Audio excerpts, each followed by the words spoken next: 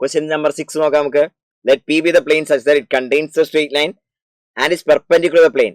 Standard problem ആണ്. P1 be the plane which passes through 422 and is parallel to P. Then which of the following statement is bar are true? One or more than correct ആണ്. അപ്പോൾ ഒരെണ്ണം option ഇവിടെ തന്നിട്ടുണ്ട്. നമുക്ക് വേഗം എന്ത് ചെയ്യാം, സ്റ്റാൻഡേർഡ് മെത്തേഡിലേക്ക് പോകുന്നതിന് മുമ്പ് എന്ത് ചെയ്യാം, ഓപ്ഷൻസ് വേഗം ചെക്ക് ചെയ്യുക. അതാണ് ഏറ്റവും നല്ല വഴി.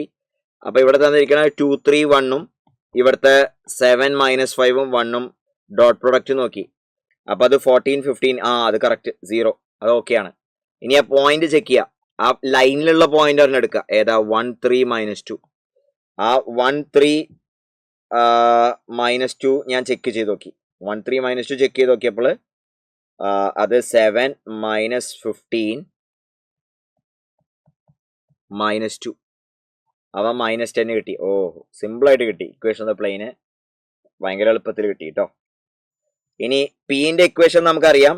പിന്റെ ഇക്വേഷൻ എന്ന് പറഞ്ഞു കഴിഞ്ഞാൽ 7x - 5y + z = -10 ആണ്. ഓക്കെ. ഇനി P1ന്റെ ഇക്വേഷൻ എന്ന് പറഞ്ഞു കഴിഞ്ഞാൽ എന്തായിരിക്കും?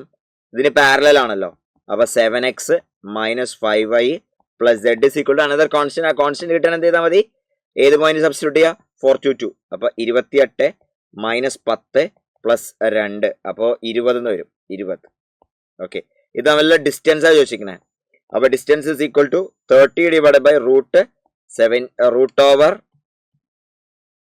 √7² 7² എന്ന് പറയുമ്പോൾ 49 + 25 + 1 √75. 30 / √75 വരാം. അപ്പോൾ ബോക്സ് ഓപ്ഷൻ തെറ്റാ. ഇനി distance of P from origin ആ ചോദിച്ചിരിക്കണേ. Distance of P from origin എന്ന് പറയുമ്പോൾ അത് പി തന്നിരിക്കുന്നത് അപ്പോൾ 10 / √75 എന്നാണ് വരാൻ പോണത്. C option. അപ്പോൾ ഇത് 2/√3 എന്നാ വരാം. ഇവിടെ 2√3 തന്നിരിക്കണം. അത് തെറ്റാ.